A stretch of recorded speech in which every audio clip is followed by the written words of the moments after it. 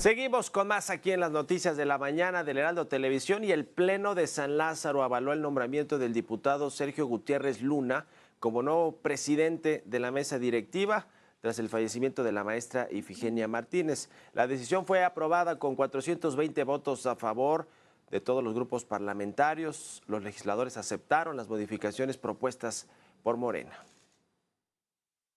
Y precisamente para platicar sobre este encargo y lo que viene en la Cámara de Diputados el próximo año que va a presidir la mesa directiva, está aquí con nosotros Sergio Gutiérrez Luna. ¿Cómo estás, Sergio? Bienvenido. Buenos días. Buenos días, Mario. Un gusto estar aquí, un gusto estar con tu auditorio. Gracias, gracias. Pues a ver, había y platicamos aquí con Olga Sánchez Cordero y con algunas personas más que querían, digamos, estaban legítimamente diciendo, oye, también me gustaría a mí ser presidenta de la mesa directiva, una mujer, Ifigenia Martínez, pero bueno, se decidió y fue un tema no solo de Morena, sino de las otras bancadas, que tú, como vicepresidente, subieras, digamos, naturalmente a ser el presidente de la mesa directiva.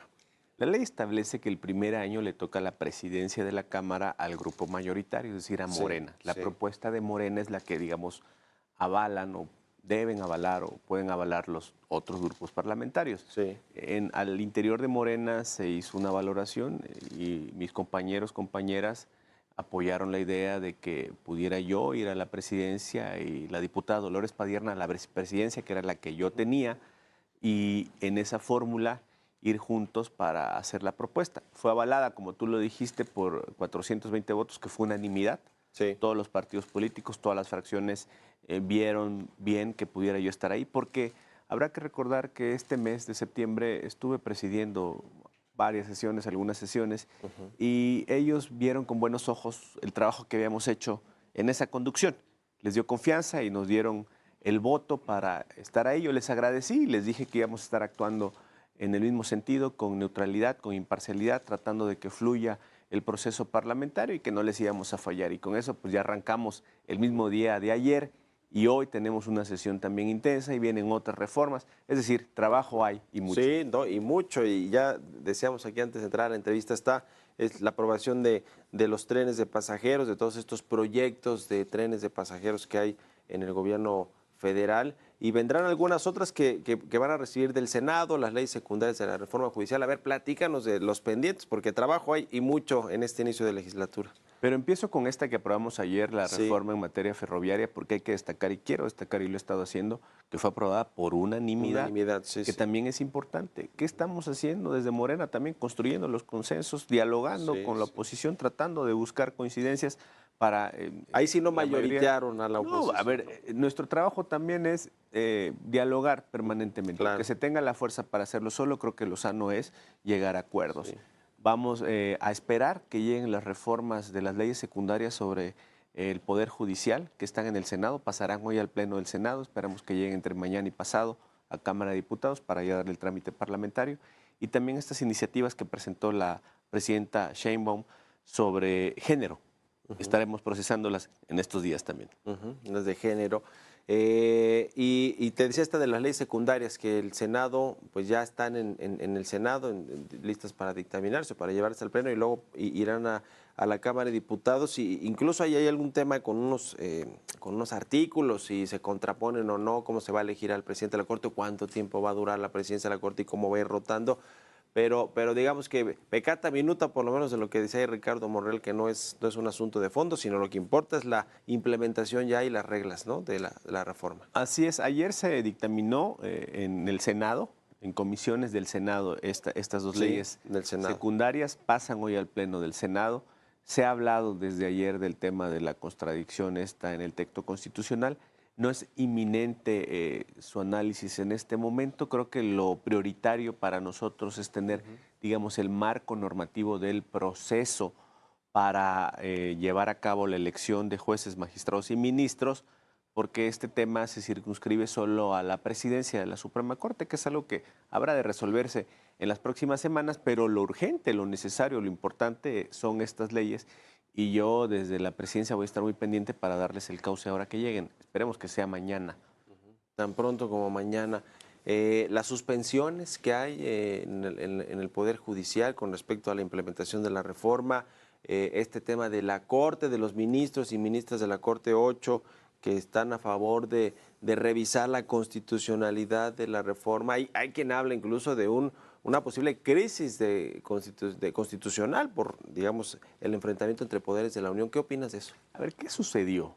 Una cosa son las suspensiones que han emitido jueces, y ahorita te digo, y Sí. otra cosa es lo que resolvió la Corte. La Corte. La Corte resolvió mandar a un trámite una consulta que hicieron con esta controversia sobre si es constitucional o no, jueces y magistrados. No se ha pronunciado sobre el fondo, ni ha dicho si es procedente analizarla o no en esa vía. ¿Qué quiero pensar yo? Que va a haber prudencia en las ministras y ministros para en ese momento decir lo que muchos han dicho, que están a favor de la reforma y también que han estado en contra de la reforma, que no es posible analizar o pronunciarse sobre una reforma constitucional. Sí. Porque está el constituyente permanente quien es... Que es una iniciativa que además tú propusiste, ¿verdad? Pues mira, de que no pueda... estuvimos impulsando, sí. Pronunciarse la Corte sobre temas constitucionales. Era para reafirmar la realidad actual de que la Corte no puede pronunciarse sobre la constitucionalidad de reformas a la Constitución. Sí. ¿Qué sí puede hacer la Corte? Pronunciarse sobre la constitucionalidad de leyes secundarias, pero sobre reformas constitucionales no puede hacerlo porque el órgano superior que prevé la propia Constitución es el constituyente permanente, que son 2/3 partes del Senado, de diputados y la mayoría de las entidades federativas. Por lo tanto, me regreso al primer punto, no pueden darse suspensiones, porque esas suspensiones que han emitido los jueces materialmente estarían inhabilitando la reforma que hizo el constituyente. Es decir, vemos, y lo digo muy claro, en algunos jueces y magistrados, un deseo muy voraz y sin pudor para defender los intereses individuales de ellos, y creo que no debe ir por ahí su actitud, porque más nos da la razón de la necesidad de hacer esta reforma al Poder Judicial. Si se meten al fondo los ministros y ministras que están a favor de revisar la constitucionalidad de la reforma judicial, ¿sí se podría generar una crisis?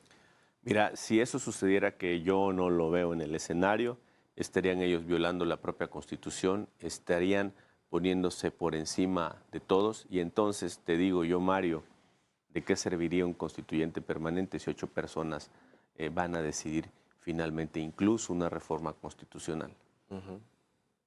Bueno, pues vamos a ver qué resuelve ahí la Corte. Hablando de la reforma constitucional y de la Suprema Corte de Justicia, ¿cómo va a quedar la Corte? Porque hay quienes dicen que ahora con los cambios solamente este órgano va a ser el que justamente lleve asuntos constitucionales, no temas de particulares, de lo que hoy puede atraer la Corte todavía, ¿no? en las salas fiscales, etcétera, sino solamente temas constitucionales. Así queda en la reforma que la Corte solamente se haga cargo de estos asuntos. Mira, la idea siempre ha sido que la Corte atienda asuntos trascendentes. Las Supremas Cortes en todos los países generalmente tienen una carga de trabajo acotada, con asuntos muy concretos que trascienden a nivel nacional para emitir, digamos, criterios jurídicos. La Suprema Corte de Justicia de los Estados Unidos atiende 800,000 asuntos al año, muy pocos, y nuestra Corte atiende un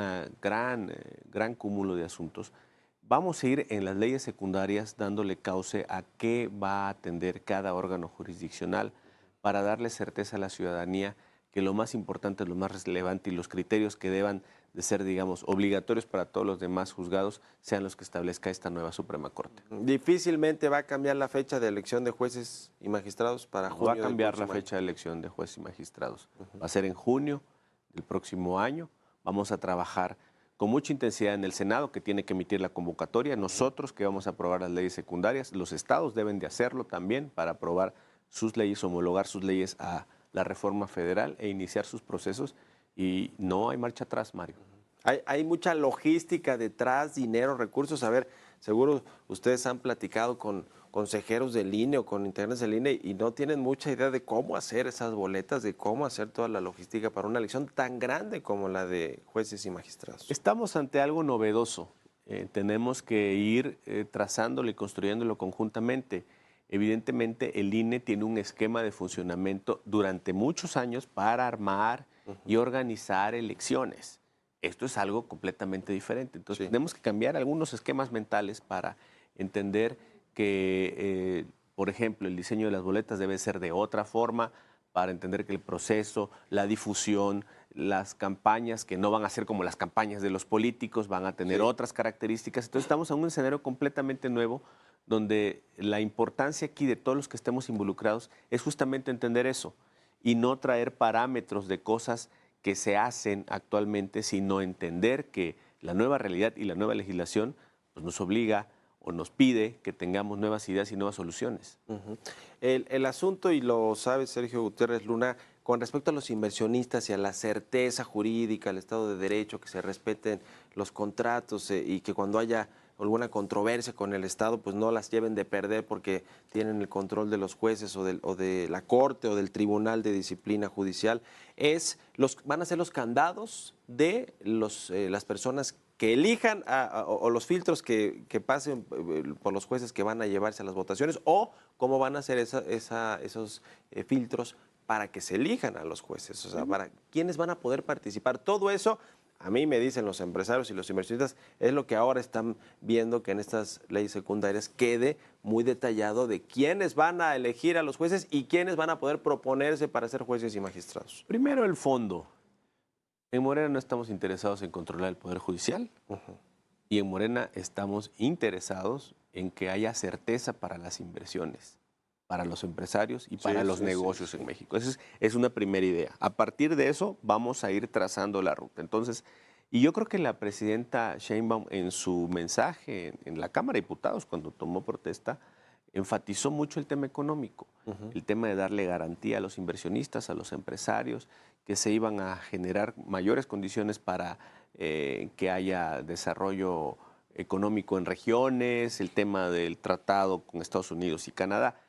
Y esto pasa por la certeza jurídica ante posibles conflictos que son normales entre personas físicas o entre negocios, empresarios, y que puedan tener la certeza de que quien los vaya a dirimir, quien los vaya a resolver, sea justo. Y eso es lo que queremos, porque lo que veíamos antes eran que algunos grupos de poder sí tenían cooptados áreas del Poder Judicial a través de despachos que se dedicaban a eso y que operaban para generar esta condición de inequidad. Ahora lo que buscamos nosotros es que haya verdadera justicia para que se dé esta certeza. Entonces, yo creo que hay que transmitirles tranquilidad, hay que decirles que confíen en que lo que estamos haciendo de ninguna manera pretende trastocar o desequilibrar el tema económico o de certeza. Para nada, al contrario. Oye, se presentó ayer una reforma, una estrategia de seguridad a nivel federal bueno, pues entre otras cosas me imagino que busca reducir la impunidad, ¿no?, en el país, que eso es buena parte de las razones que explican tanta violencia en el país, tantos homicidios y delitos de alto impacto. ¿Cómo resolver este tema con solo una parte del sistema de justicia, que es el tema de los jueces, del sistema judicial, pero no de las fiscalías, de los ministerios públicos?